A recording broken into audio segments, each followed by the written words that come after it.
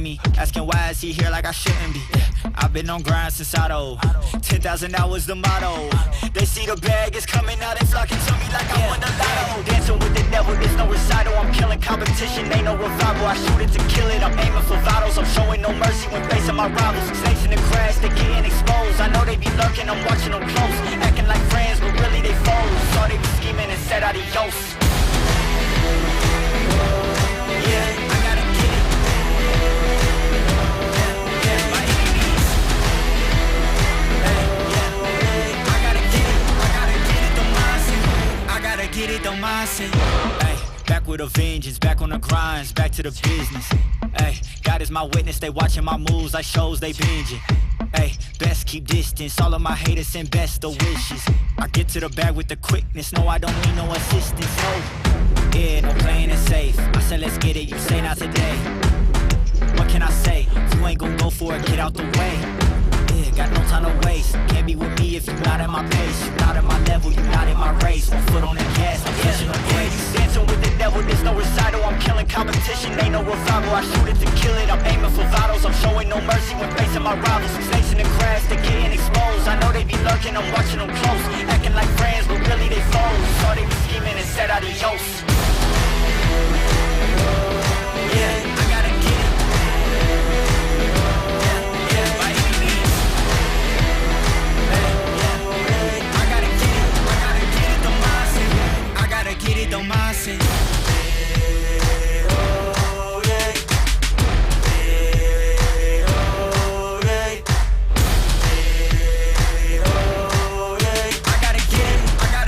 mindset. I gotta get it, the mindset.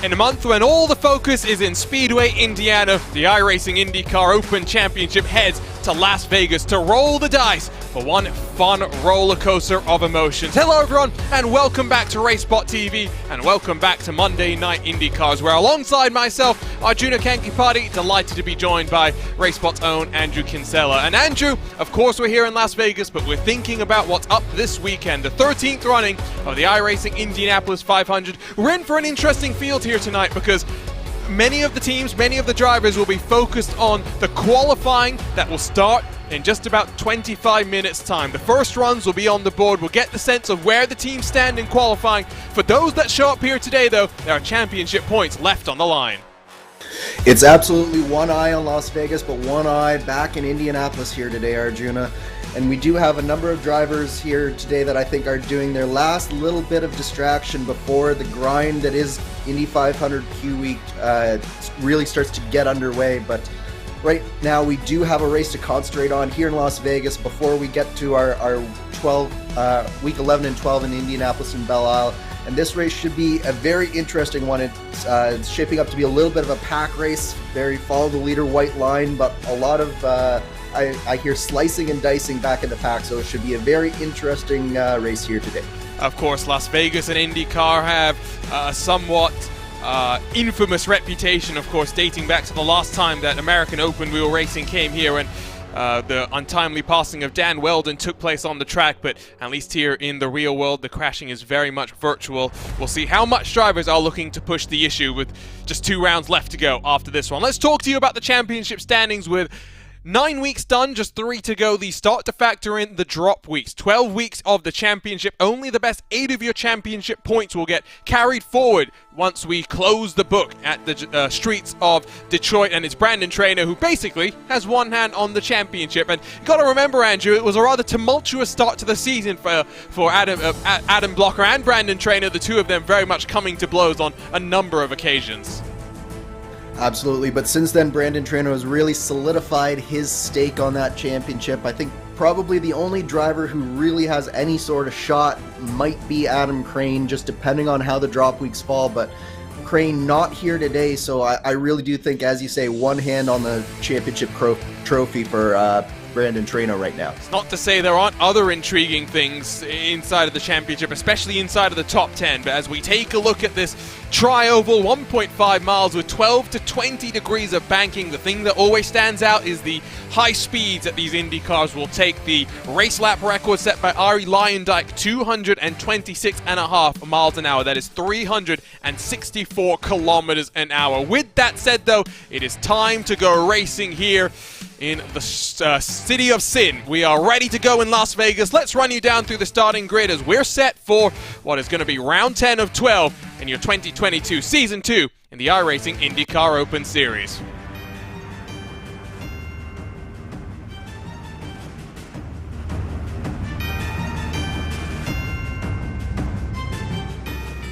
And it's the King of the Bricks that looks to go back-to-back for the 4th consecutive year in this weekend's 13th running of the iRacing Indy 500 that will start on pole with a 24.468. To his outside, just by 2 thousandths, his teammate Alexis Newsom will run alongside Rodrigo Franzoni, and Robert Malechka make up row 2. Andrew Marquez and Alexander Russell start 5th and 6th positions, while back on row number 4, it's Tim Tomes and Aaron McQuarrie. Graham Smith and Laura Gerhard through the top 10 with David Graybill and David Porcelli 11th and 12th positions. Matt Hollabo, Rashad Craig 13th and 14th. Sharing row 8, it's Eric Hunter and John Beaudefort. Great to see the Alpine Stars geodesic racing machine on the ovals for the first time in a consistent, while Matt Taylor and David Heng are the first cars without a lap time on the board. Rick Campbell will start last of the 19 cars ready to go. With 19 cars, Andrew, what does that really mean for these drivers as they get set for the dirty air, as they get set for the high speeds of the Las Vegas Motor Speedway? Yeah, I think it's going to be pretty busy out there, Arjuna.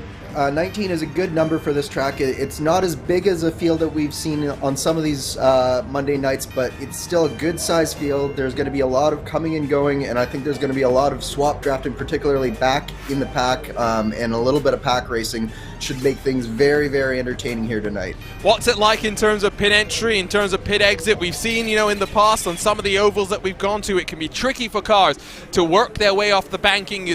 I'm assuming it's something similar here. It's not the easiest thing to get yourself onto pit lane. Yeah, the big thing to watch out for on this pit entry, Arjuna, is it's a little bit curved. You don't really have a straight line into the pits like you do on some of the 1.5 mile ovals.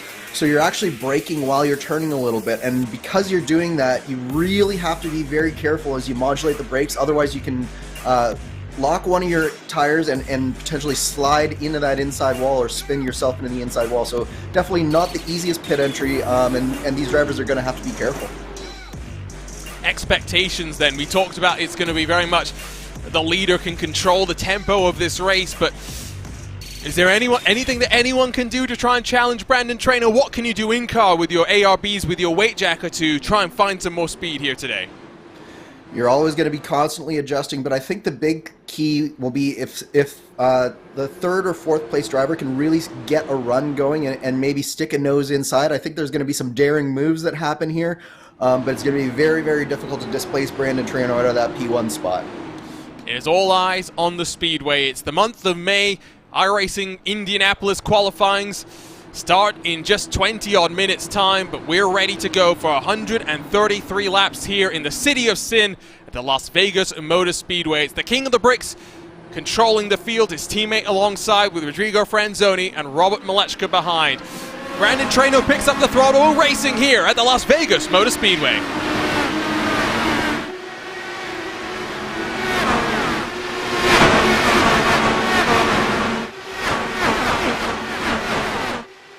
Building up the speed, building up the momentum. Brandon Trainer leads the field. His teammate Alexis Newsom pops to the outside groove. Rodrigo Franzoni holds off Robert Malechka.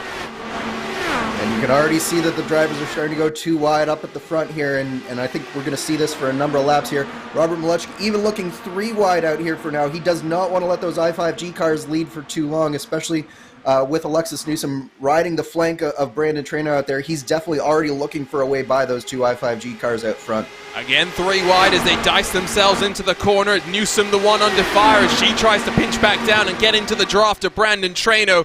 But they'll stay about 2 wide, somewhat 2-3 rows deep, but it's Malechka that's the one that's really pushing the issue up in the mix of things, as well as Tim Tomes, who's worked himself up into the top 5. Alexander Russell joining the party, as well as Eric Hunter goes fastest, and he's all the way back in 15th position. He's getting all of that tow as they build themselves up.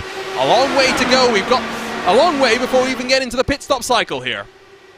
Yeah, and one thing I'm already noticing with Robert Malechka is he can definitely tell just how much he can use the different lanes on the outside. There's almost 2 different lanes that you can travel if you're on the very, very outside, and he's really what he's trying to do is use the momentum generated by that outside to try and stay up alongside of Alexis Newsom. But right now, he's under fire from a couple of the VRS satellite cars. Take a look from up above. You can see as Malechka now tries to get in front of Tim Tomes, that Scorus racing machine that's popped to the outside of Rodrigo Franzoni. Lots and lots of downforce for these cars relative to the speeds that we're going. It's why they're able to stay so committed. 19 car split by just 2.4 seconds. It is very much pack racing here with 5 laps about to be ticked off the board. Definitely nice and close racing right here, and the Scours cars are looking very good, as you say there, Arjuna. But really, this whole top 8, top 10, you can just throw a blanket over them right now, and I do expect that the tires will start to go off eventually, but at least for right now, it seems like it's going to be just trying to find that clean air, and keeping your nose clean is going to be the name of the game for at least these first 10 to 20 laps here. It's the type of racing where you don't get too excited when cars are pushing the issue. You really just focus on who's surviving, who's got a car that's able to run multiple different lines. Malechka gets in front of Tim Tomes as he builds the momentum forward. Plenty of shuffling up and down through the field. Let's talk to you about the conditions out on track. It's cool in the air, but the sun is baking down in the desert. It's 46 degrees on the track with not much wind, low humidity, and clear skies in the air. Might only get hotter from here as well, as we're racing just after noon. Typically peak temperatures here on iRacing anywhere from 1 to 2 p.m. 46 degrees Celsius, what does that indicate to you then, Andrew, in terms of what lines you expect these drivers to be preferring? I think what that means, Arjuna, is that clean air will matter just that little bit more than it might have if we'd gotten a little bit cooler of a track. So you look at like what Rob Malechka is doing. He's, despite the fact that he lost a couple of positions there on that outside, he's staying religiously on that outside lane, and it's allowing him to get that clean air to the front of his car. And it's just going to allow him to preserve the tires longer and longer into the stint. So I do think that it'll just bring in that tire wear, bring in that clean air tactic just that little bit more into the race today. Up 5 positions is Matt Holliber as he's working his way forward in that All-American iRacers machine. Rodrigo Franzoni is the one that I think is maybe playing, I don't want to say chicken, but playing calculated right now. He's lost 8 spots. He's just minding his time. Andrew Marquez has lost 10 as well. You get the sense, very much like you used to do in the real world when these Indy cars came here as well, that trouble is not far away. Yeah, although fortunately there does seem to be a little bit more separation between some of these cars than the last time that the IndyCars came here in the real world. Of course, this car does, while it does share some similarities with that car, to me it reminds me a lot more of the Champ Car era cars when they were running here, Arjuna, where yes, it would be sort of a pack race initially, but you do expect it to maybe start to trail out just a little bit towards the end of the stint, and at least the drivers can sort of move around and they're not just draft locked all the way around. Good point as well, thrown in by someone in the chat, that, you know, if you're not going to be able to run away, the leader's very much not going to break away from the pack. You might as well just tuck back and do some fuel saving here, and I tend to agree with that call, and maybe that explains what Franzoni, what Marquez are electing to do in the early portions of this race. Yeah, absolutely. That should definitely be top of the mind for anyone who's not in that top 3, top 4 position right now, because there's really no better time than the present to start that fuel saving, because it will pay dividends by the end of the race, no matter what you think at the time, and no matter how much as a racer you really want to get after it. Having that extra fuel and maybe that slightly shorter stop at the end can be huge when it comes to trying to make a pass that is likely going to be very difficult to make on track. Maybe you can make it in the pits. And in a pack like this as well, Andrew, coming to pit road is not the easiest either, is it, right? If you're the leader, for example, you're the one burning the most fuel right now, you know that you've got to try and tell those behind you that you've got to, there you can see that pit entry on the left-hand side. You need to find a way to be slowing down without interfering with those cars behind. I'd be a little bit scared if I'm Brandon Traino and we get to that first cycle of pit stops without a caution having flown. Yeah, absolutely. This is not the, as I said off the top, this is not the easiest pit lane to get into, and you do have to start slowing down on the track, as you say. It's not the case where you can just wait and start slowing down at the pit entry. So it does get dicey. It'll help Brandon Traino that he has his teammate Alexis Newsom right behind him, so he can be in communication with her. But at the same time, being able to go long, it can present another advantage, because even if Brandon Traino is successful in getting onto pit road, it doesn't mean that everyone behind him will be, and we expect the pit window to be a few laps wide, so it's very easy for someone who has to come in at the beginning of the window to get caught out by someone who's able to stay out. Of course, qualifying this weekend for the 106th running of the Indianapolis 500. We're coming off a roller coaster, a blockbuster Indy Grand Prix. I'm not sure what adjectives you can really use to describe the absolute chaos that we really had, especially the way that it ended. A timed race that, you know, ended up finishing under caution, and then you had a wreck across the line as well, with Christian Lundgaard bumping his way into Callum Ilott, who was then scored in front of Takuma Sato and had to be manually corrected on the scoring by race control after the race. If that's an indication of what we're in for this year's 500, well, people better make sure they have hotels and flights booked for maybe Tuesday or Wednesday. Oh, yeah, absolutely. Oh, that was Franzoni. Now, Franzoni, has he got damage? He's going slow for sure, and maybe his idea of running slow at the back has caught him out. He is very, very slow on the track right now. Yeah, not sure exactly what happened to Franzoni. It looked like he bobbled coming out of 4. I don't know if he got a little bit of help there, but some little bit of air there between the two cars, but it was the car to the outside of Franzoni. Not sure who that was, but looks like they came up, hit the Scores car up top, and then bounced down into Franzoni. And Matt Halba has a great view of this here, Arjuna. Would believe that might be David Grable on the outside. Whoa, Halba had a pretty close call with that one, that's for sure. Franzoni's on pit lane, and I think might be done for the day at least.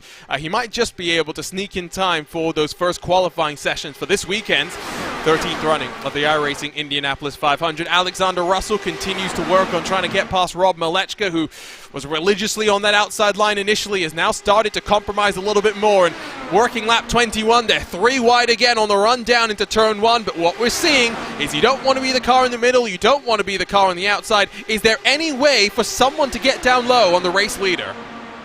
Not the way that Brandon Traino drives. Let me put it that way. Brandon knows exactly how to keep that car on the bottom line and do it in a way that there's basically no room for anyone to go below him. So I don't expect it to be very easy for these drivers to get by him.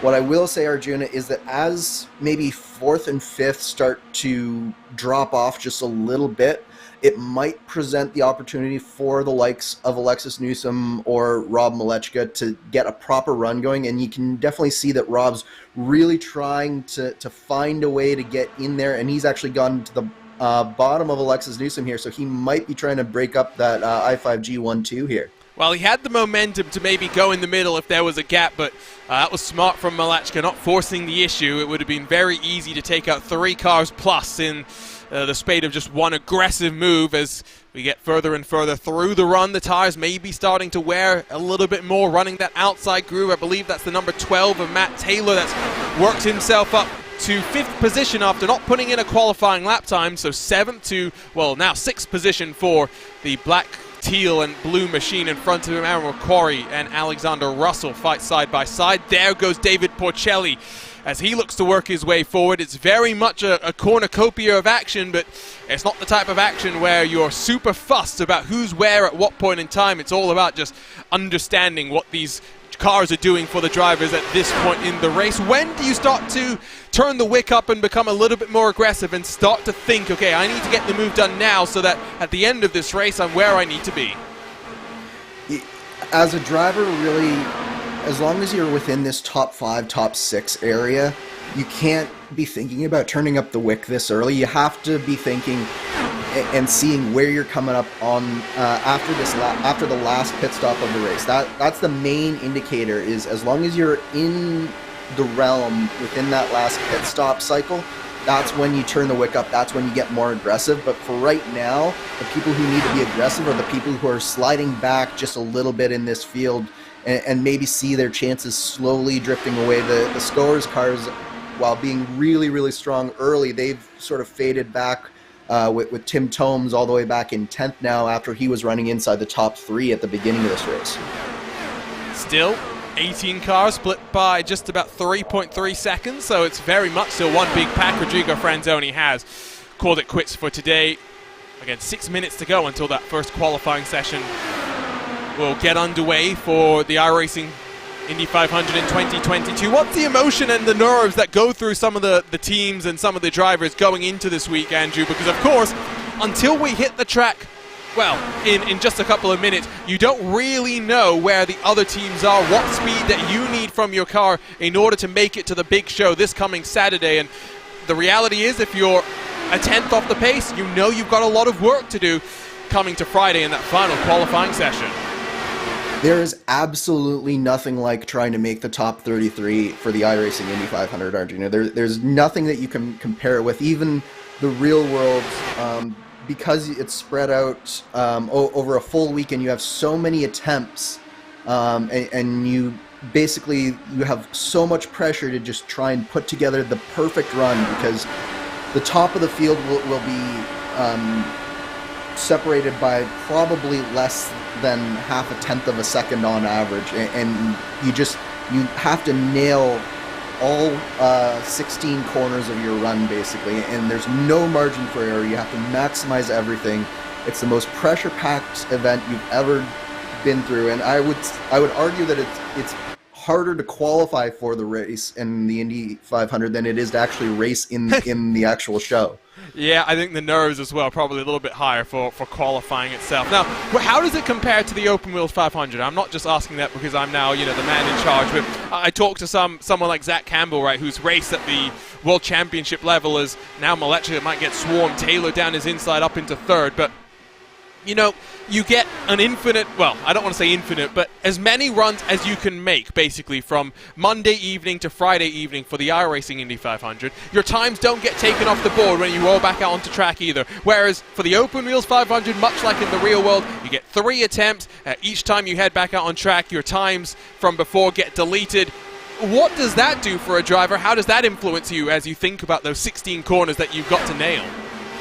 Yeah, so I think that it depends very much on how fast a car you have.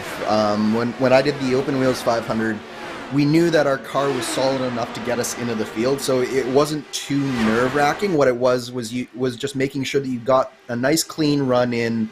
It wasn't quite as demanding on the perfection side of things. simply because you knew that everyone else had to also factor in the risk involved of having to lose their time or not making the show at all, even though they deserve to. Whereas, so it's a different mentality. Where the pressure comes in the open wheels and the real world format is if you don't necessarily have that car that really can take you there, and you as a driver, it's all in your hands. So it's the fight for those last few positions where the pressure really gets to you in that format. Whereas in the official 500, it's much more, no matter how good a car you have, you still feel that pressure, and it's still a white knuckle week for all the drivers trying to make the top 33. Working lap 36, we managed to stay caution-free despite the one little bobble that we had in the early stages. Rodrigo Franzoni, the sole retiree of the 19 that took to the green. There's a man that's calm, cool, and collected once more, Brandon Traino. I think more focused on what's happening this weekend. I wouldn't be shocked if the likes of Traino, Newsom, Malechka, even the likes of Porcelli did very minimal practice in the build up to this one and have been focused the last week, the last 2 weeks, the last 3 weeks on prepping for qualifying and maybe a little bit of the race setup as well. In terms of qualifying versus race, Andrew, how much time do you spend on each of those as you build for this week? I think it all depends, Arjuna, where you are come about Wednesday night, Thursday morning.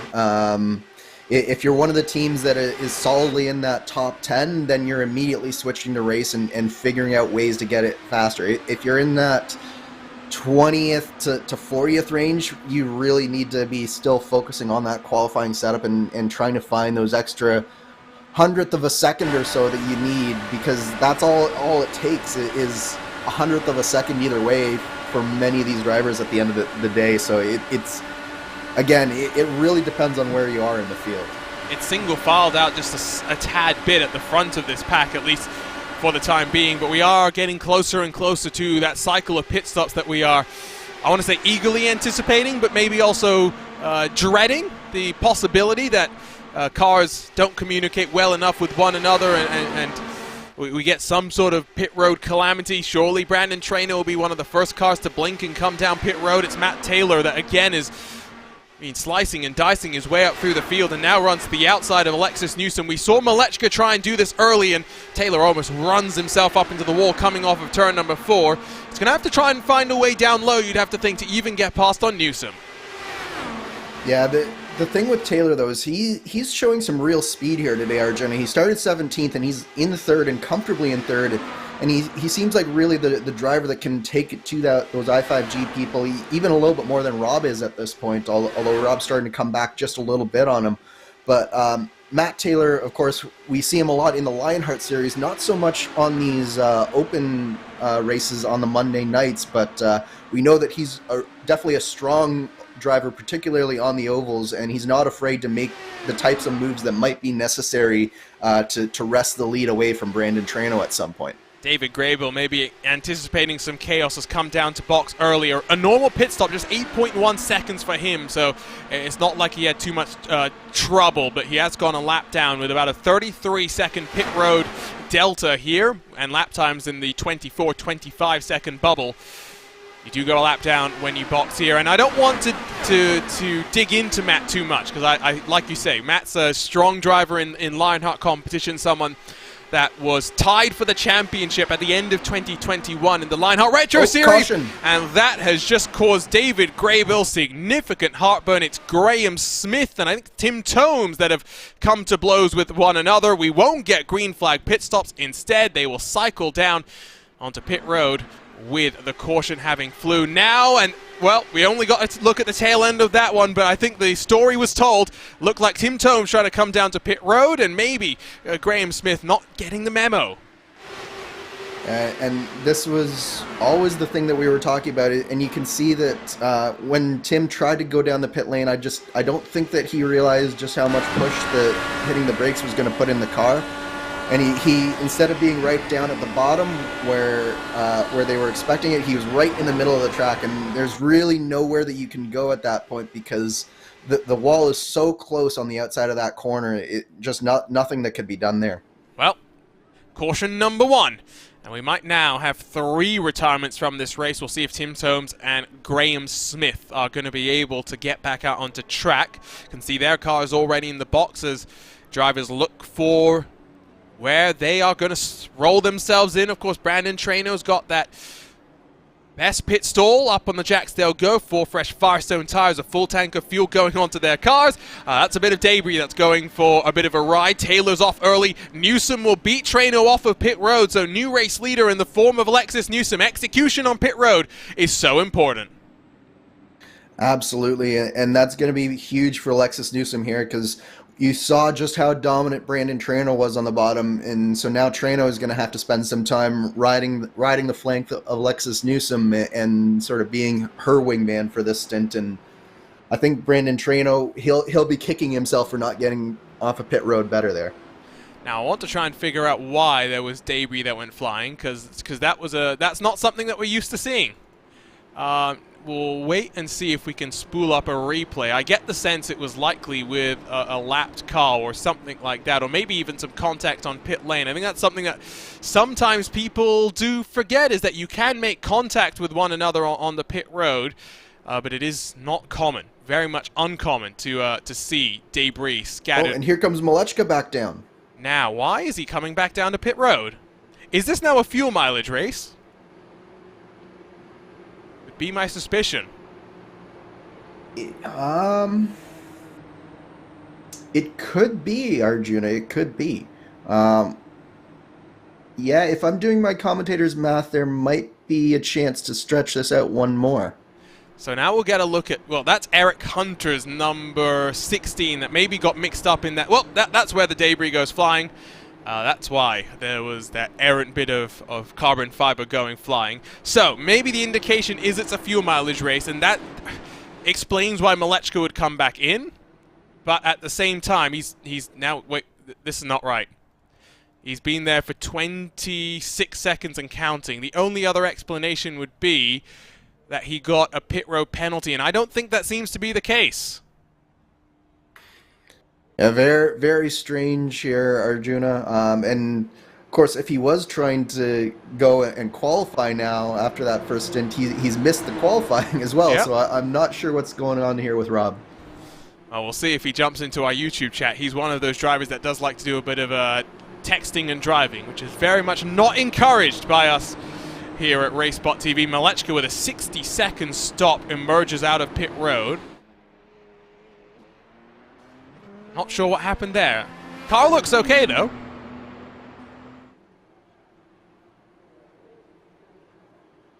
I guess it's possible, Andrew, that maybe he got some contact coming off of pit road. It's possible. The other option could just be that if something happened in his real-world home that he needed to address while the caution was out, he could have just been pulling down on a pit road to address that. So one of the things with this track and this circuit is, we saw from Matt Taylor, you definitely can make your way back up through this field. So it could have been just a calculation from Rob that, like, whatever he needed to fix or whatever was going on, he could just make the time back up, because he obviously didn't come out in the lead, which would have been the only real position that he would have been concerned about giving up.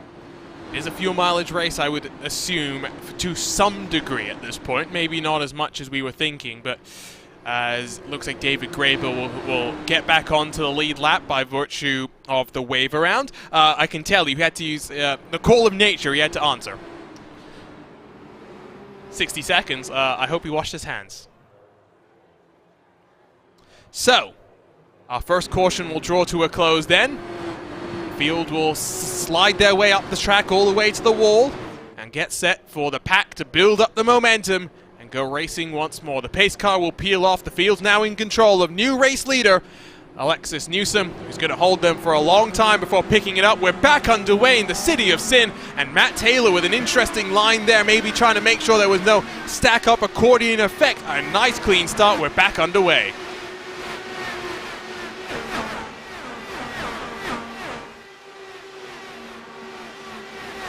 David Porcelli running very high, but it's all about building the momentum up right now, Andrew. We'll get back to that 2 wide, 3 wide action in just a moment's time.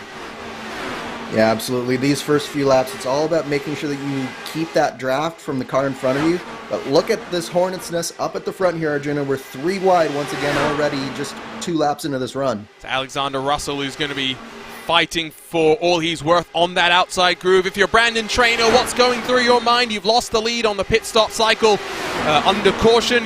You know there's not going to be much you can do.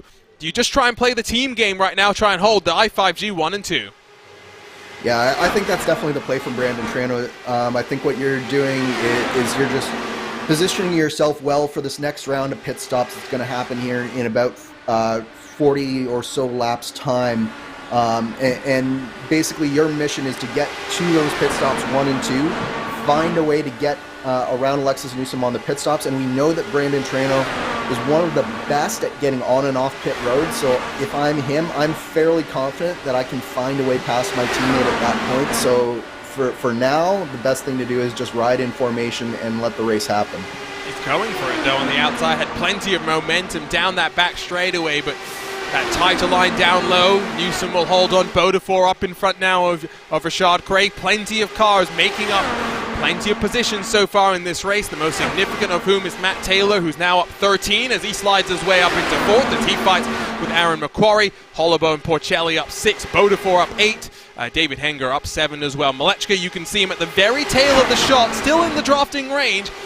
And I wonder now if he's just going to bide his time, mind the tires, mind the fuel, and see if the opportunity presents itself in the closing stages to make the moves happen. Yeah, I suspect Malechka will just sort of bide his time here, and obviously these drivers up in front of him, they're going 2 by 2 right now, and this is sort of the danger area for some of these drivers because the tires are suddenly fresh again, so they're all about taking risks that they weren't able to take before. They've been probably getting a little bit frustrated before that caution just because of how far the tires had gone off. So now it's all about trying to take the risks and seize the moment here for many of these drivers. And what Malechka's got to be very concerned about is not getting caught up in anything that might happen here. They're doing about 360 kilometers an hour on the entry into the corners, 224 odd miles an hour. The margins for error are so fine, and you can see there at the back, I believe, or at the front I should say, that was Tim Tomes, who is that car. That might prove to be a bit of lap traffic. He is 3 laps down, back out on track. We'll see how his car handles when the pack catches him. When you catch lap traffic, what are you going to do as both that car getting lapped, but as your leader's trying to get on past? Yeah, the big thing for Alexis Newsom is she can't let Brandon Traynor box her in behind Tim Tomes here.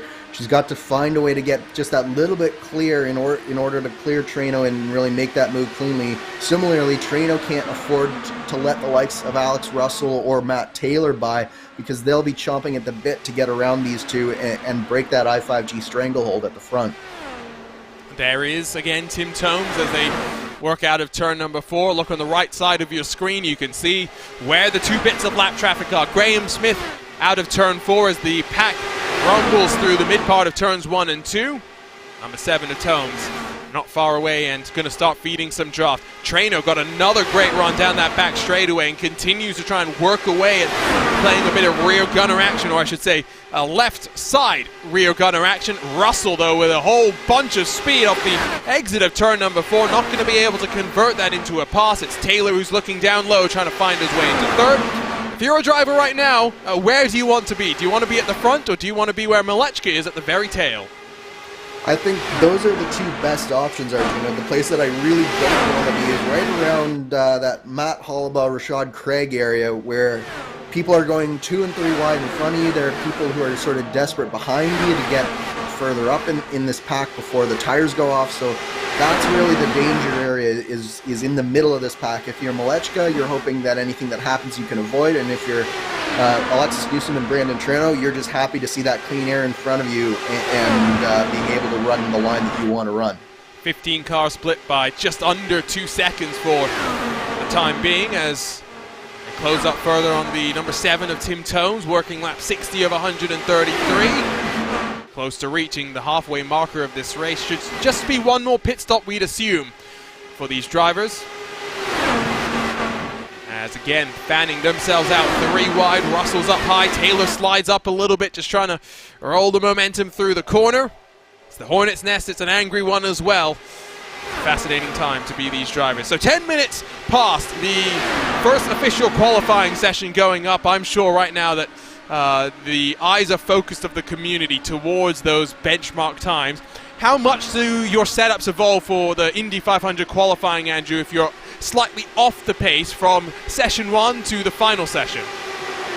How much time do you have to adjust, basically, is going to dictate it, because I remember the first year of the COVID pandemic, Adam, Henry, and we basically would just pull 12-hour days, adjusting the whole time, and then because Henry was in England, it was more like 18 total hours working on the car every day at least, and we'd be running pretty much every session, and we'd be making small gains the whole time. So as much time as you can put into this week is basically how much you're going to be evolving the setups, because again, it's such razor thin margins that any small tweak could be the tweak that gets you into the Indy 500. I see Adam Blocker has jumped into our YouTube chat to remark as to the packy nature of... Oh, big crash! Now, that's Taylor that got mixed up in that. The good day will come to an end for him. Rashad Craig, David Graybill as well. Second caution out as we were about to reach the halfway marker of this race, and I have the sense that this was all because of that packy nature of the race. Let's grab a look at the RaceSpotTV replay. Oh, and Matt Taylor, I think, straddling the apron and the banking, loses it, and that causes the almighty chaos that then erupts. Yeah, I think you're right. I think it's just a case of Matt Taylor getting a little too low. He got a little bit loose coming off of turn 4 there, and then as soon as he straddles that white line, he just loses the back end of the car and nowhere for Rashad Craig to go. And I think that was David Hanger as well that got mixed up in it. But we had a number of cars that had to take some major avoiding action at the bottom there, including Rob Malechka. That's right on board with David Hanger, and that is one of the concerns with being back in the pack as well. Is we get a great view from the number 13 there. You can see, sometimes we say that you pick a line and you see where it ends up. There was no choice for David Hanger. That was the only line he was going to be able to take. Frustrating end to the race for him as he's parked himself on pit road. Matt Taylor, Rashad Craig limping their cars around, at least for the time being.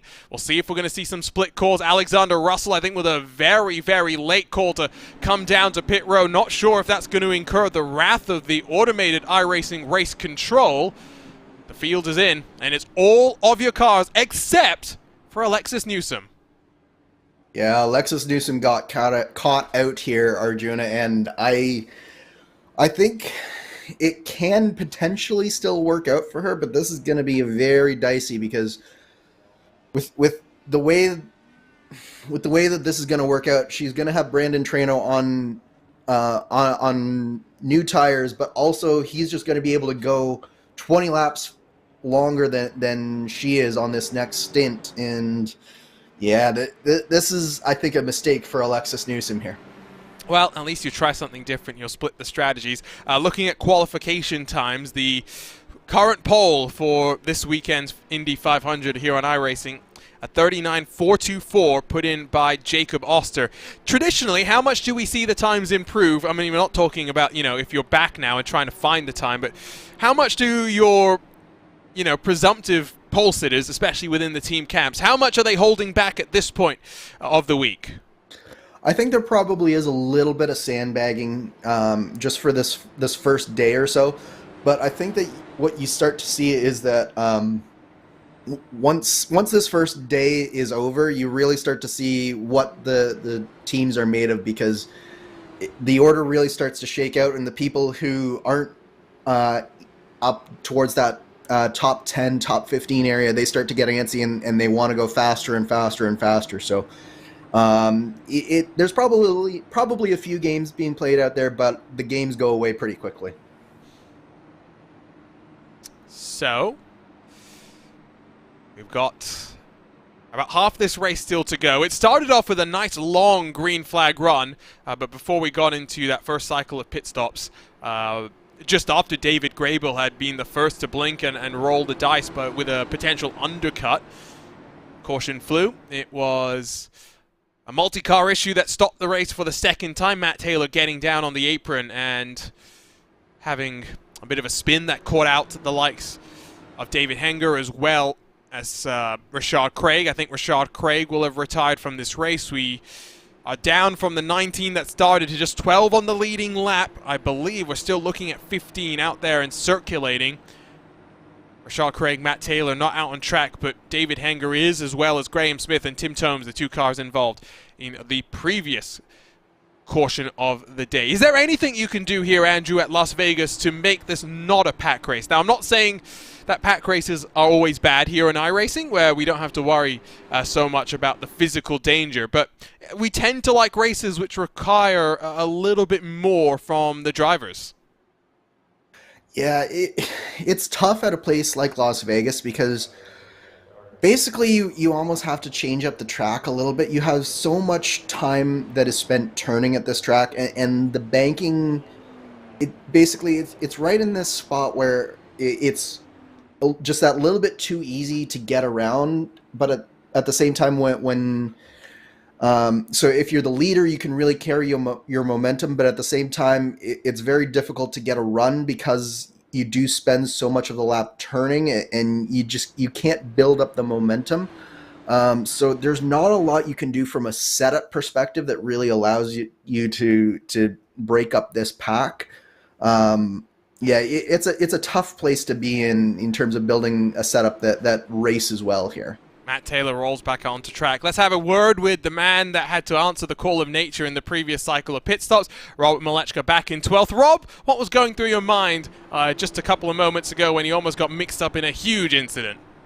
Yeah, this race is kind of crazy. The setups are, at least when I'm driving, is kind of a handful, especially kind of late exit and onto straights. But let's see if we can get around these i5G cars sooner than later. Well, coming to the restart, we'll let you go. Good luck, Rob, as he works himself from 12th position back to the front of the field. Pace car off.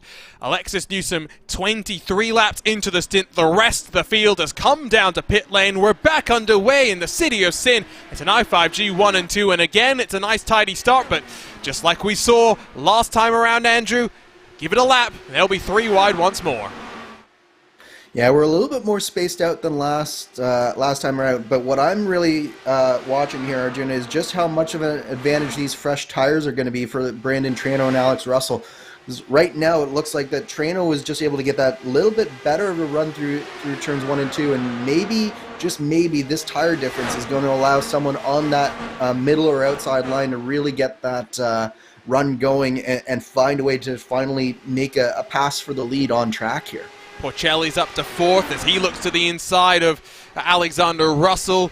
Bodefor's up to 5th as well. Plenty of cars looking forward as they try and harangue and put the pressure onto Alexis Newsom as they work their way into turn 1 once more. 3 abreast again. Alexis Newsom coming off the iRacing fixed Indianapolis 500. Something that I really do like that we do now, Andrew. It brings in many new faces to this IndyCar. They get a sense of what oval racing is all about, and if we're being honest, there's no better oval than the Brickyard for road converts to get accustomed to, and that's what we saw this weekend. Romain Grosjean's esports outfit coming out in force. I think they had, not including Christopher Demerit, who ran under the R8G label for this weekend's race. They had Thibaut Casabon, World Championship caliber driver. Florian Lebigra, World Championship caliber driver. Mehdi El Fathi, the team manager as well, getting in on the fun.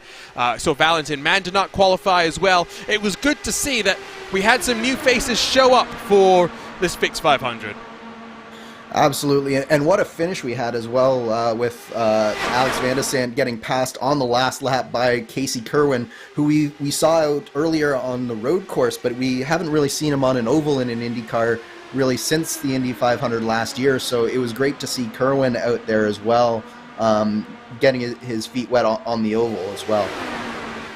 Indicated that maybe he'd jump in for our final race of the season on the streets of Detroit here on a Monday night, but of course Kerwin rather busy with his fights in the eNASCAR Coca-Cola iRacing Series, as Matt Holloway will jump in front of John Bodefor as he's back up through the field. Plenty of cars having, like we mentioned earlier, started at the back and worked their way forward.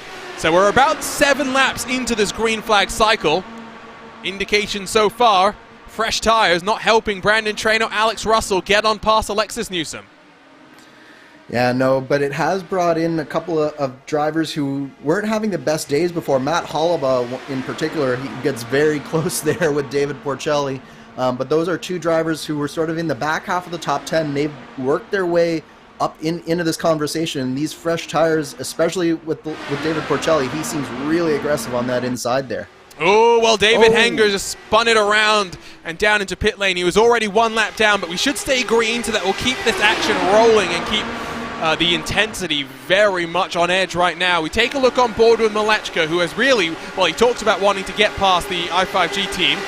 He's stuck at the tail end of the field, so he's got a long way to go before he can start thinking about that. And I do think Malechka is biding his time at this point.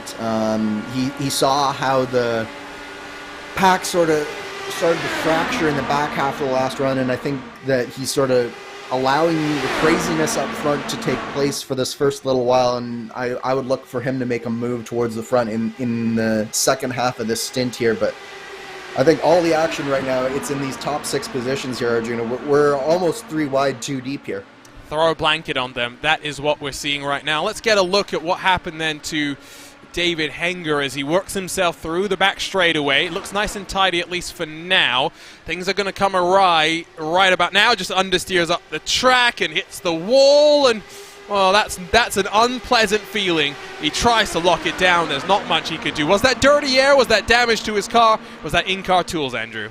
I suspect it was residual damage from that incident that he was involved in earlier. The car clearly, while it could drive in a straight line, it clearly wasn't handling well.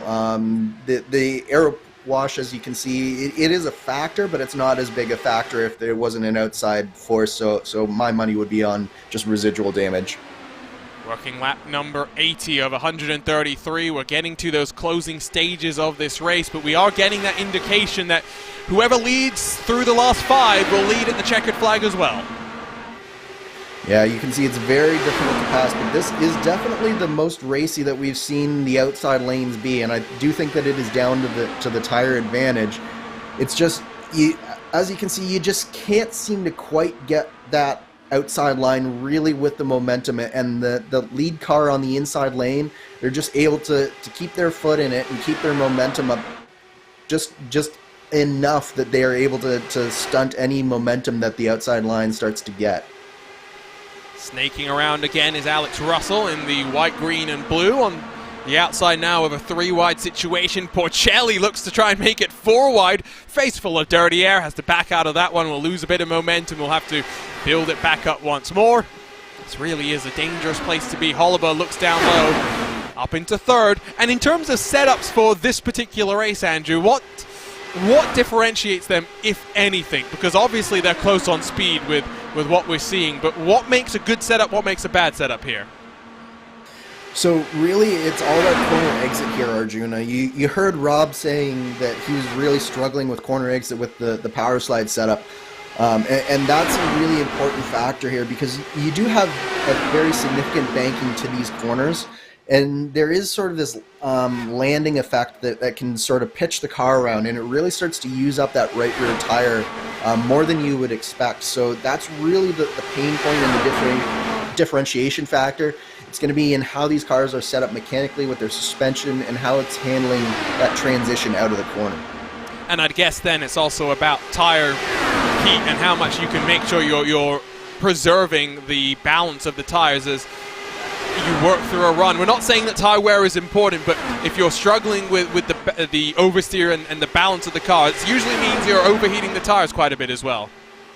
Yeah, especially if you find that you're leaning on those tires, and it's definitely one of the things that I've been watching, not only with Rob, but also with the Goers cars as well. They've definitely seemed to be on the looser side here at different points in the run. So you really start to see the tires going away for the cars that handle the worst, and there's sort of a clear differentiation here between Aaron McQuarrie and Rick Campbell, and basically everyone back of Rick Campbell at this point. Their tires are starting to go away, but that top 6, top 7, they're really sort of able to stay in there and keep it going.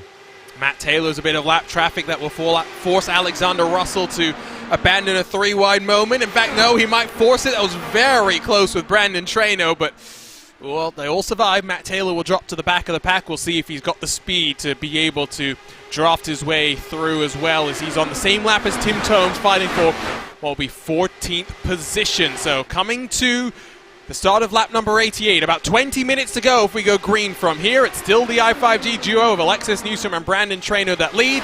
We'll go back to what we were saying in that first portion of the race. If you're Alexis Newsom, you start to get a little concerned if the caution doesn't fly. You've got a green flag cycle of pit stops to make. Absolutely. So Alexis is probably going to be coming down pit road. My guess would be in about 10 laps time, maybe slightly sooner.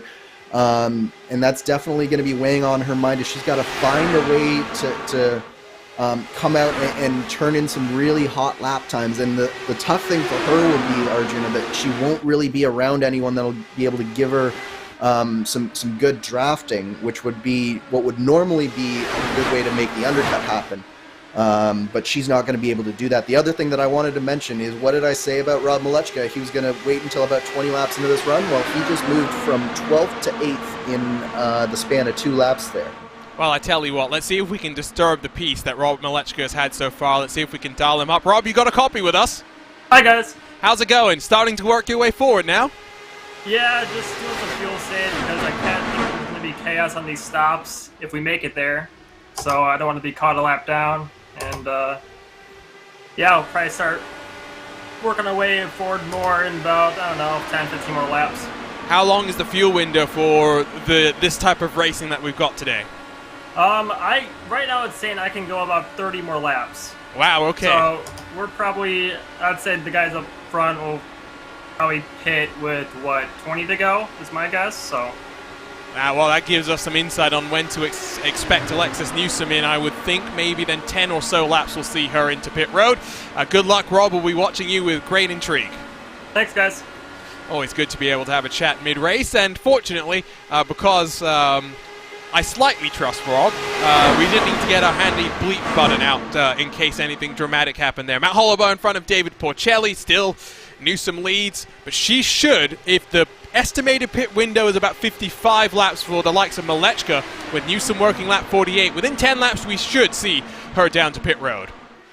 Yeah, this is definitely starting to get towards the time where Alexis really needs to be looking at it, not just from a lap time perspective, or not just from a field perspective, but from a lap time perspective, and figuring out what's going to be the ultimate pace for her. But one person that we haven't really talked about yet today, Arjuna, who's doing a really good job in 4th place, John Bodefer for the Alpine Stars Geodesic Racing Team. Yep. We did see him on the oval a couple of weeks ago, if I remember correctly, at Milwaukee. It definitely, I think, struggled a little bit, but that's a track where the setup makes a lot more difference than it does here today.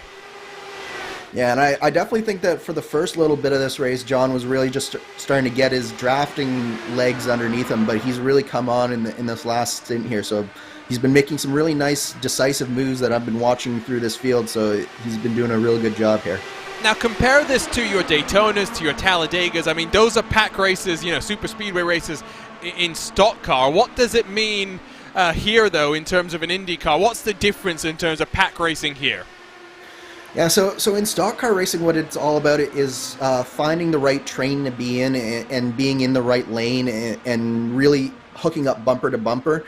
Here, it's about making sure that you're keeping up your momentum, and every move that you make, you're basically having to make 3 moves ahead of time and think several corners ahead where you're going to be going and what it's going to do to your momentum. As we see Alexis Newsom, she's down on a pit lane here. That was nice and tidy, and the field did a good job to give her enough room to make sure there was no drama for the number 4 machine to roll onto pit lane. Now, she will go a lap down. We mentioned this earlier. The 34 second delta on pit road is sufficiently long that we will see these drivers work their way 1 lap down and have to make sure that they stay out of trouble. Brandon Traino comes in early, and I would have to assume it goes to what you were saying earlier, where it's always helpful to have someone to work with.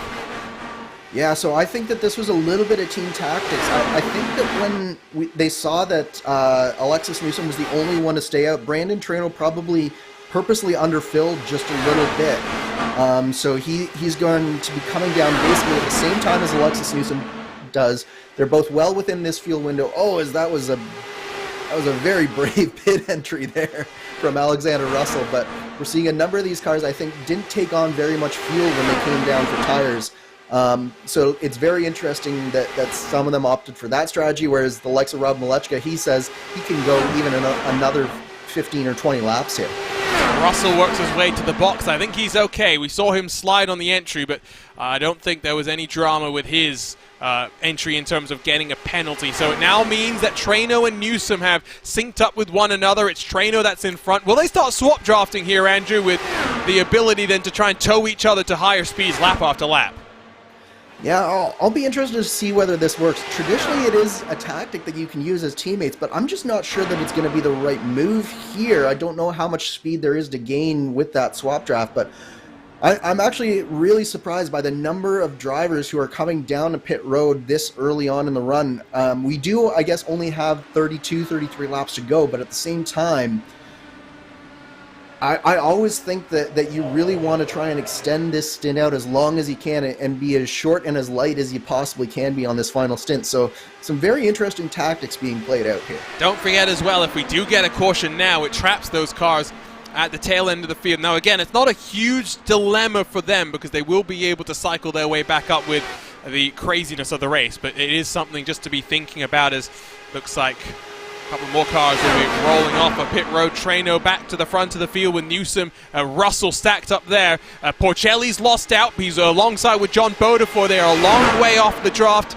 There'll be about 5 seconds once they're up to speed, and we get a good indication of what the delta is between those two packs. But there's the big indication that you don't want to pit now. You want to try and go as long as you can, I think, as the next car rolling off of pit road will be Andrew Marquez. He'll come out into that pack that, of course, oh no, there we go. There's a car spinning now. Is he going to keep it low? Will it keep us under green? He should. And with 30 laps to go, Andrew Marquez makes a mistake on pit exit. Yeah, that was some very tense times, especially for Brandon Traino and Alexis Newsom as they came around there and seeing that smoke coming up there. But one thing I do want to point out here, Arjuna, is that Matt Hollabaugh is not cooperating with Rob Malechka right now. So if there is any benefit to swap drafting, they are not getting it. And that might just be the advantage that Traino and Newsom needs. Looking at the lap times, 25.0 for Hollabaugh, 24.8 for Brandon Traino. I do get the sense that the call from those two is going to give them that opportunity to break away. The gap between Traino and Porcelli, like I said, is about 5 seconds. A further 2-3 seconds back is Rick Campbell, and then 4.5 back to Andrew Marquez. All those cars already having come down pit road, just 5 yet to box. When do you come down if you're Hollabaugh, if you're Malechka? If you're Malechka, you're going as long as you possibly can here, Arjuna, and basically you're going to be hoping that you can have just that little bit faster stop and get out just that little bit quicker. If I'm Malechka, I might even consider not taking tires on this stop, given that he said he could probably make it to lap 115, 120. You only have 13 laps left on the tires, and if he can be in clean air, that could be a significant time saving for that number 1 car. Last time by 25.05 for Hollabaugh, 24.90 for Brandon Traino. That gulf continues to extend. Hollabaugh's down onto pit road this time by. We'll get a good indication of if Malechka pits, where he'll come out in comparison to the likes of Brandon Traino, to the likes of Alexis Newsom as well. So he'll roll himself down onto the box, nice and tidy for him there. You also see in front of your leader some traffic as well that they'll come up on. Tidy for Hollabaugh into the box, and again, the eyes will focus on where Brandon Traino, where Alexis Newsom is. The two of them have to be careful though, they can't swap anymore because Alexander Russell's joining the party as well. David Grable comes down to pit road as well. Just 3 cars yet to box. And believe it or not, Arjuna, that traffic is going to be a big advantage for Robert Malechka because it's Matt Taylor, and he's doing a good job of staying high, but it's giving Rob a nice draft on these straightaways. So I suspect that he's going to get a very nice little boost from having to overhaul Matt Taylor here. He was already up to a 24.9 the last time by. That was a 24.8, so he's right bang on pace with Brandon Traino and Alexis Newsom right now. So this is really good stuff from Rob Malechka right now. And there's Hollabaugh all by himself, about 3.5 seconds back as David Grable now will drop behind them as well. So if you're Malechka, you are praying to the gods that a caution flies, because at least right now it's not cycling in direction. Yes, last time by he was a full 10th quicker than Brandon Traynor, but he doesn't need a 10th. He needs about 3 full seconds. But again, I think the play for Malechka is extend as long as you can and don't take tires, because then you can cut out 4 or 5 seconds out of your pit stop, because you only need to take maybe 5 gallons of fuel here. So it's really, I think that's going to be the play that's going to be able to get Rob the win. If not, we're probably looking at a Traynor, Newsom, Russell podium. So Malechka, Macquarie and Gerhard, the 3 yet to pit. Last time by it was back in the favor of Brandon Traynor. 700ths he gained compared to your current race leader, with the lap board showing we're coming closer and closer to 20 laps to go. They're 3 wide for what is the net race lead, but again, very similar to what we've seen for the previous 112 laps. The car down low holds all the cards. Yeah, absolutely. And that car right now is Brandon Traynor, so it does look like they've stopped swapping between the teammates, and Brandon Traynor is the one that has come out in front here, which is probably a little bit of a strategic play from him. As we see Rob Malechka coming down the road, he was awfully fast getting in there. Maximum commitment, will it be maximum reward for him as he does come down onto pit road? There's Traynor, there's Newsom, there's Russell. Macquarie, Gerhard, the 2 yet to box. So you'd expect that Malechka would come out in front potentially of Matt Holliber, but he's 3.3 back from Alexander Russell. He's not really someone that we were thinking about. We are, I should say, thinking about in terms of race-winning contention. Yeah, and off he goes. 4.9 seconds, so that is no tires there, Arjuna. It takes longer than that to do the tires, so only 4.9 second stop. This is the play for Malechka. Will he be able to get out in front of this trio here? They're coming with a head of steam. The gap's closing down to about a second. He'll close in on the pack, but he doesn't have the speed. He's got old tires. He's got to hope he can stay in the draft. I don't think he'll be able to. Yeah, so it was Rob Malechka's best shot there, but at the end of the day, it just wasn't quite enough, because these 3 cars, they just did too much work there, and Rob spent too much time fighting with Matt Holliber and not making enough time there. So it was a nice play from Malechka, but I think it's going to end up being just that little bit short unless we get a caution here. It could have been very, very different if Andrew Marquez had brought out the caution. 1.3 the gap between Russell and Malechka, so he's got a bit of draft, but is that sniff going to be enough? At the line this time by a 24.929 for Brandon Traynor, 24.856 for Malechka. Under 20 laps to go. I don't think it's going to be enough. We still wait for Aaron Macquarie to come down onto pit road. If a caution flew now, he'd be the one at the front of the field. Yeah, I've got one eye on the front of the field, but I've also got one eye on the battle for 6th, 7th, 8th, and 9th, because those drivers are racing each other awfully hard. Matt Holliber, David Porcelli, David Grable, and John Bodefor, they've been going side by side, three wide as well, and there have been a couple of really close moments there. So the racing is by no means done, and we may still have a caution coming before the end of this race. Let's hope it's not the commentator's curse, or maybe we should hope it's the commentator's curse. Might be a blockbuster finish to this one. There you can see top and bottom, 3 wide for the lead, 3 wide for 6th as well as they fan themselves out. Bodefor has a good view of the action as Grable looks up high with Porcelli in the middle, Holliber down low. Newsom's got to be careful though. Look who's coming fast. Malechka's closing 6/10 back. Yeah, those tires, they're not hurting Rob too bad. I think where it'll start to hurt him is when he gets a little bit closer, especially as these laps wind down. But if he can get a caution and the heat cycles back out of them, he might just have enough tires left in there. But he's really starting to close down, and it looks like Alexander Russell, he sort of displaced Alexis Newsom down there. And this is the first time that we've seen I5G not be 1 and 2 for the majority of this race. Macquarie's on pit road, so we're out of the danger zone. If a caution flies now, it makes the race very intriguing. Malechka looks up high, trying to carve past Newsom. The rear gunner action for I5G has been broken. It's Traynor now that leads from Russell, from Newsom, from Malechka. Holliber 3.1 back. It's a 4-car fight for the win. And this is really good stuff here. Really nice driving from Rob to get back to the back of this field. But the driver that I'm really looking at right now is Alexander Russell. He's looking super racy. And depending on how this lap traffic treats them, he might just get a shot here at Brandon Traino in the next few laps. There's that white car, that lap traffic that Andrew was referring to. Might cost Newsom third. Malechka tries to send it around the outside and should in fact get that position. Russell with the momentum pops out wide. Very close between Newsom and Malechka as they dive their way past the lap traffic. Newsom will hold on. Yeah, Newsom was able to take advantage of the draft on the low side. She side drafted off about that car and was able to get the draft from his teammate. But Alexander Russell side by side with Brandon Traino. He is not going to let Brandon Traino go quietly into this race win here. Heard an interesting thing about the side draft is they're 3 wide for second now. Newsom's momentum going to get very much halted as she's tucked up behind her teammate.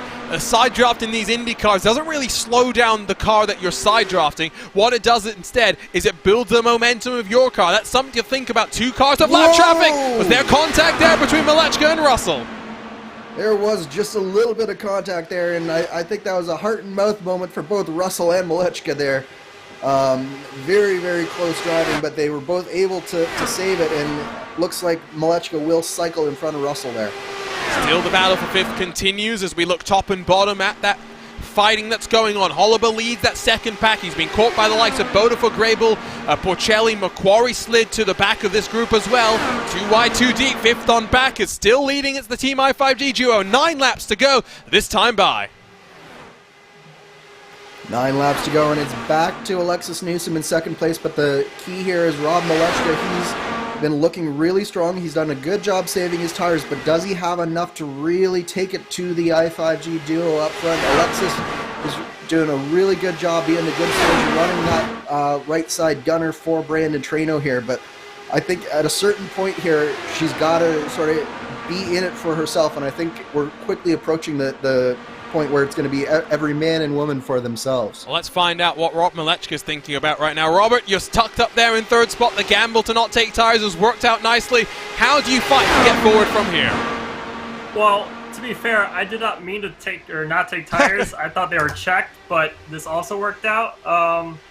Yeah, right now just kind of set up for the last lap. If I can maybe get across coming off of 4 and get to the apron before Traino, that's probably my best bet, but right now it's going for P2.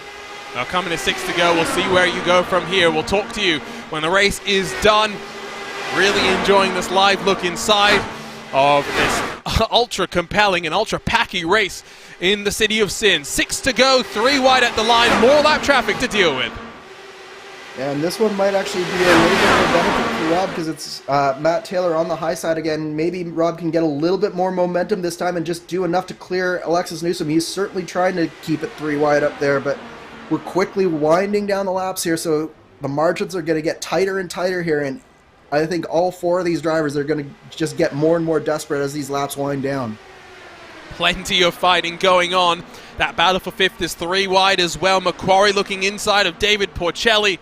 Everywhere you look, there is something to be thrilled by. But 5 to go, coming to 4 to go. Brandon Traino in control of the field. Going to be very, very difficult to stop the King of the Bricks here with 4 laps to go. This is definitely Brandon Traino's race to lose, and look at how calm he looks. It just looks like another walk in the park for Brandon Traino. And we're so used to seeing that calm, cool, collected look from him, but at the same time, you know that his heart rate's definitely starting to rise just that little bit, especially with how close some of these moves have been, and he knows that at the same time as he's doing everything he can, it's also up to driver of Alexis Newsom and Rob Malechka and Russell to not do anything dumb on this last lap, the last few laps here, because there's only so much you can do to control the race, and Brandon Traino's doing everything he possibly can to do so from that low line. Look at the eyes darting around the screen, trying to figure out where he needs to focus, what lines he needs to be taking. Malechka cuts in front of Russell now. The opportunity is going to be there to try and cut down low. When does he take it, though? Russell seems content to try and run him around. Newsom got a little bit loose, ran up the track, scared Malechka just a little bit.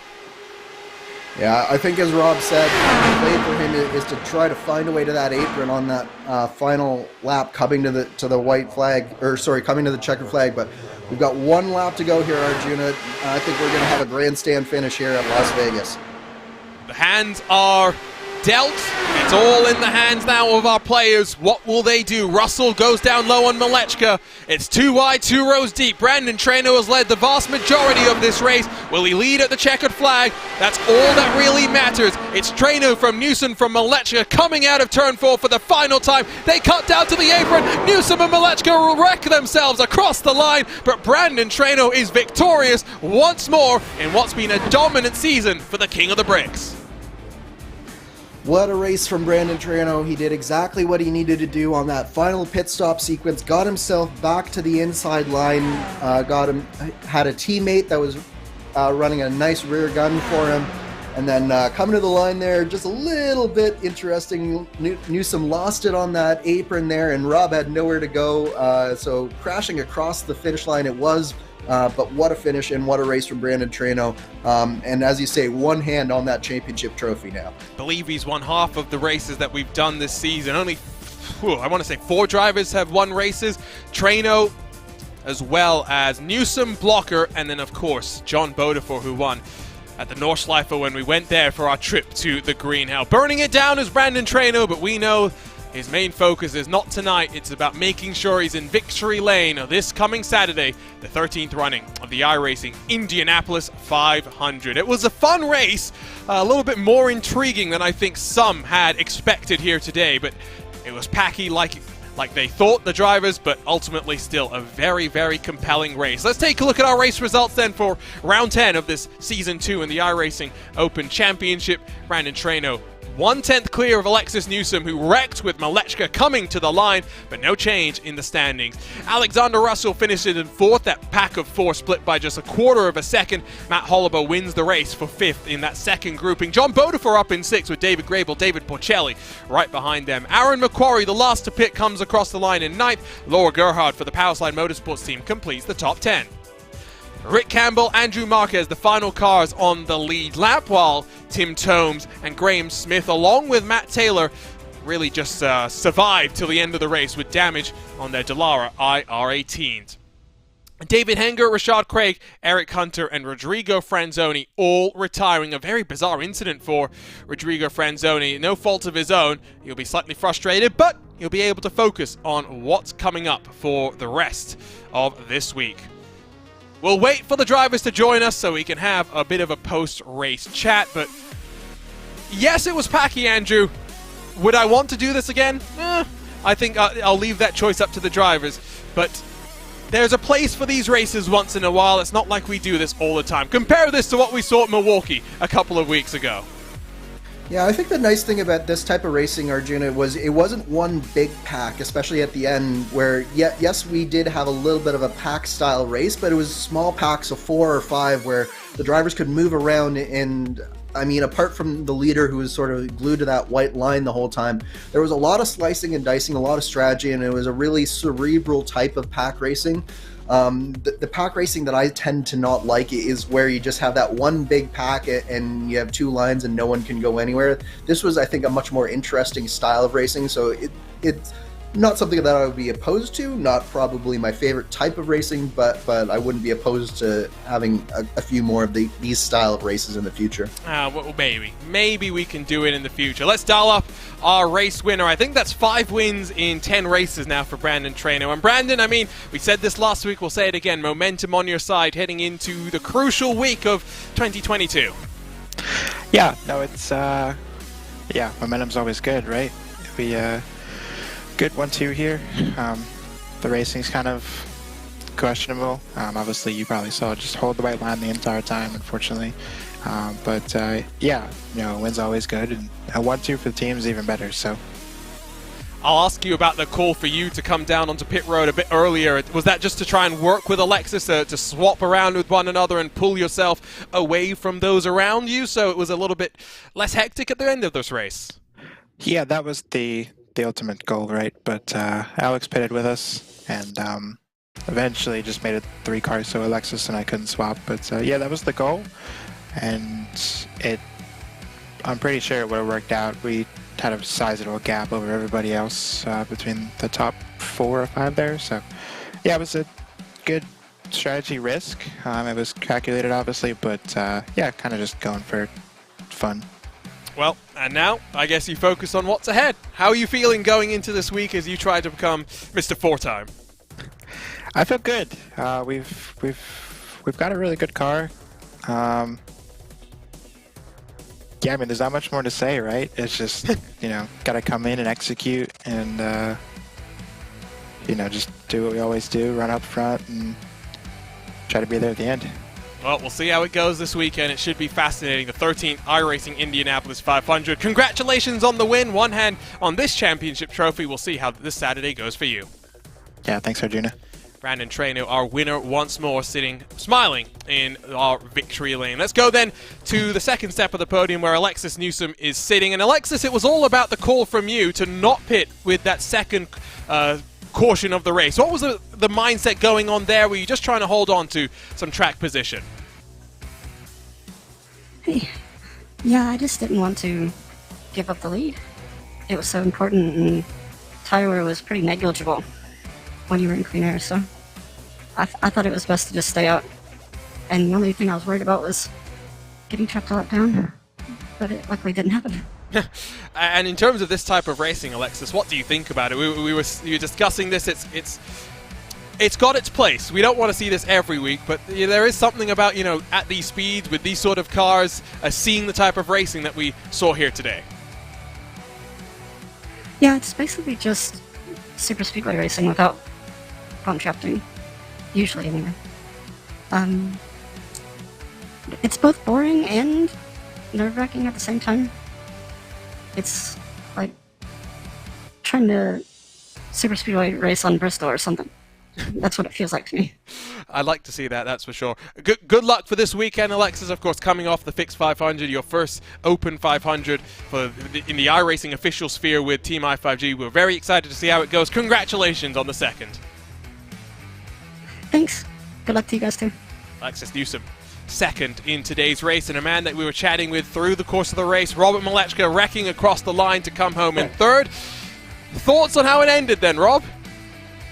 Yeah, I mean, i5G kind of controlled that race, so their P3 is probably the best result I could get, unless those two took each other out, which I guess they almost did, which that would have been interesting in their camp. But yeah, coming across the line, Alexis lost it on the line or the grass, and I mean, might as well just keep your foot in it and maybe get P2, go over her and get P2. But yeah, I'll take P3.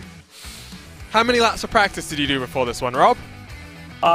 So initially no one was going to race, and then Henry posted his PDS set, and I'm like, maybe I'll race. And yeah, then about 15 minutes ago, 20 minutes ago, I hopped in, I tried the setups, and yeah, they were really edgy on the straightaways. But yeah, I think I did maybe 15 laps.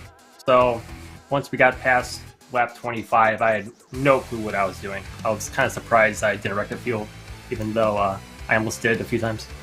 Well, I mean, it's now all, I guess, about building for this Saturday. You're coming off the iRacing Fixed 500, where for the second year in a row you finished up in fourth. I'm sure you want to go a little bit better this weekend. How confident are you feeling? Where's your mindset heading into this weekend? Yeah, I think we're doing pretty good. Recently we found some pretty good time, setup-wise and driver-wise, so no, I think if we can at least have a few of us queue in, I'd say, the first two rows, I think that's a good starting point for us. Other than that, we know the i5G and Team Town guys will all be up there, so yeah, I think as long as we can lock out the first, get like half of us in probably the top 12, that's probably a good result for us for both race and queue. Well, we'll see how this weekend goes. It was a dramatic Indy Fixed 500. We'll see if it's going to be the same this coming Saturday. Best of luck, Rob. Can't wait to see what this weekend holds in store for you. Yep, thank you guys.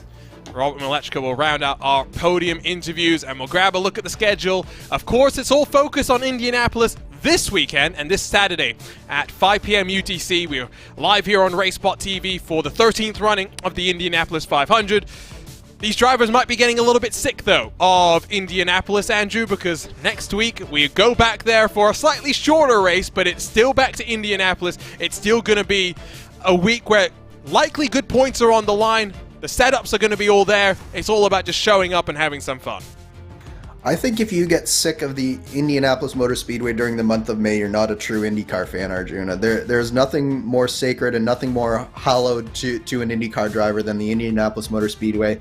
Whether it's the fixed 500, whether it's the Indy GP race that we saw earlier this month, or whether it's the Indy 500, or even the Indy Open race, every race at Indianapolis just means that little bit more to an IndyCar driver. So I can't wait to see what round 11 holds, because again, it's a different challenge for those drivers. Rather than going 200 laps, it's a much shorter race distance, much different mentality, and a much different race. And I think it's going to be a lot of fun to watch in 1 week's time. I guess the other thing, right, is qualifying is considerably different. It's not a 4-lap average for that race. Instead, it's just the regular fastest lap that you can do here on iRacing. So that's going to be an interesting factor again. Now remember, that is this weekend, the 21st of May, 5 p.m. UTC, 1 p.m. Eastern, 10 a.m. Pacific. Join us, where alongside myself, Arjuna Kankipati, delighted to be with Will Vincent, Lewis McLeod for the 13th running of the iRacing Indianapolis 500. We'll see you this weekend, but for now, we wave you goodbye from the City of Sin. It's been a good month of May so far for Brandon Traino. He's looking to become Mr. 4-time by winning once more this coming Saturday. No other driver has won multiple times in the showcase race of the iRacing Indianapolis 500. Brandon Traino is on a mission to continue his streak. He won here today. Can he carry that momentum forward? You'll have to join us to find out. On behalf of the entire team at RaceSpotTV, though, we thank you for joining us here on a Monday night for some fantastic IndyCar action. Alongside Andrew Kinsella, my name is Arjuna Kankipati, bidding you farewell for now. It's the month of May. We'll see you this Saturday for the iRacing Indianapolis 500.